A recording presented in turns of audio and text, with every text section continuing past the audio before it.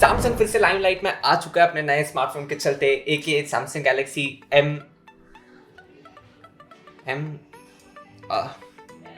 लेते M30 आया, फिर M30 नहीं M30s आया, फिर M30।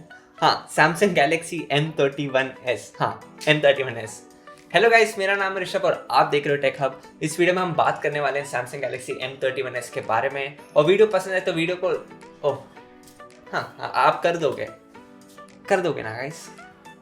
मेरे को पता है आप कर दोगे, कर देना guys please. Let's get started.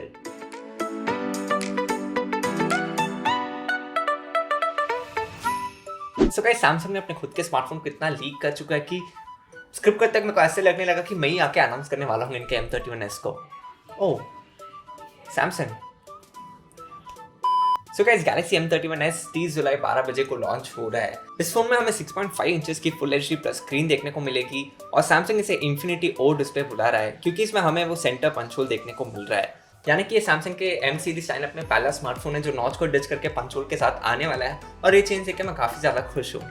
इसके अलावा अगर मैं आपको ऑफिशियल इमेज दिखाऊं तो आप जैसे देख सकते हो और एक चेंज आ रहा है गैलेक्सी M31s में। जैसे आप देख सकते हो पीछे की ओर हमें फिंगरप्रिंट स्कैनर देखने को नहीं मिल रहा है, यानी कि हेल्दी चांसेस है कि सैमसंग इसमें हमें in display fingerprint scanner provide करेगा। And if that's something you like, खुश हो जाओ गाइस। अगर उसी इमेज को आप वापस फिर से ध्यान से देखोगे तो इसमें और एक चेंज है। भले कैमरा का शेप सेम हो रेक्टेंगल, बट इस बार सैमसंग ने इन्वर्टेड एल की जगह प्रॉपर एल दिया है, यानी कि एल शेप्ड ऑफ कैमरा देखने को मिलेगा। तो ये कोई बड़ी बात तो नहीं है, बट हाँ, सैमसंग ने थोड़ा सा ट्वीक किया है। And talking of camera, Samsung says इसमें हमें 64 मेगापिक्सल का इंटेलिजेंट कैमरा देखने को मिलेगा, बट सेंसर की कोई इन्फॉर्मेशन नहीं है अभी तक। यानी कि मेरी ओपिनियन में सैमसंग जो M31 में 64 मेगापिक्सल का कैमरा दे रहा था वही कैमरा उठा के इसमें डालने वाला है। बस थोड़ा बहुत ट्वीक करके उसको इंटेलिजेंट कैमरा बुला रहा है, बट लॉन्च करती पता चलेगा। आई रियली होप इसमें IMX686 सेंसर देखने को मिले, but I highly doubt Samsung ऐसे कुछ करेगा तो मजा आ जाएगा, बट लॉन्च के दिन पता चलेगा कि क्या कैसे है। बाकी 3 कैमरास में एक 12 मेगापिक्सल का वाइड एंगल कैमरा होने वाला है, वैरस बाकी 2 कैमरास वही नंबर 6 के लिए मैक्रो डेप्थ कैमरा देखने को मिलेगा, but I am not very interested in them. अब बाकी लीक्ड इमेजेस पे हम ध्यान दें तो ऐसे कुछ लग नहीं रहा है कि सैमसंग ने कुछ ज्यादा चेंज किया है इस फोन के साथ। सेम प्लास्टिक का बिल देखने को मिलेगा, सिंगल बॉटम फायरिंग स्पीकर के साथ, USB Type-C पोर्ट के साथ एंड होपफुली हेडफोन जैक के साथ। हो सकता है कि सैमसंग हटा दे क्योंकि आजकल का ट्रेंड है, बट आई होप सैमसंग ना हटाए। इसके अलावा UFS 2.1 स्टोरेज देखने को मिलेगा और 4 और 6 GB रैम ऑप्शंस भी देखने को मिलेगा। अब बात करते हैं इसके सबसे क्रूशियल चीज के बारे में, जो कि मेरा रिकमेंडेशन इस फोन के लिए मेक या ब्रेक कर सकता है, and that is the chipset. Internet पे ऑलमोस्ट हर रूमर यही इंडिकेट कर रहा है कि इसमें हमें वही Exynos का 9611 चिपसेट देखने को मिलेगा, and if that is the case I will be very disappointed.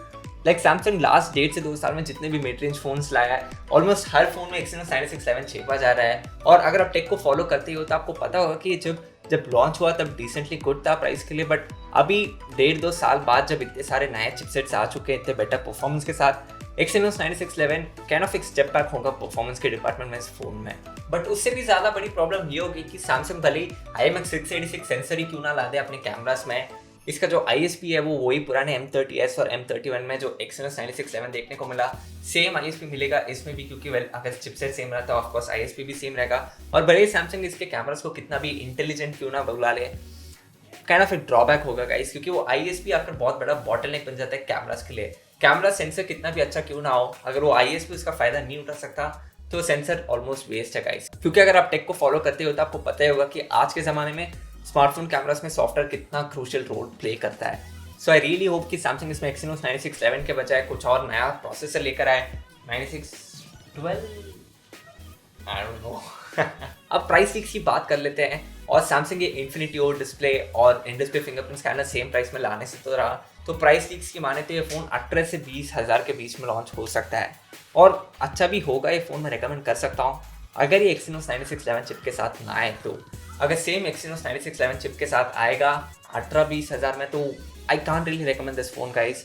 Market में बहुत ही ज़्यादा बेटर ऑप्शन है जैसे कि पोको X2।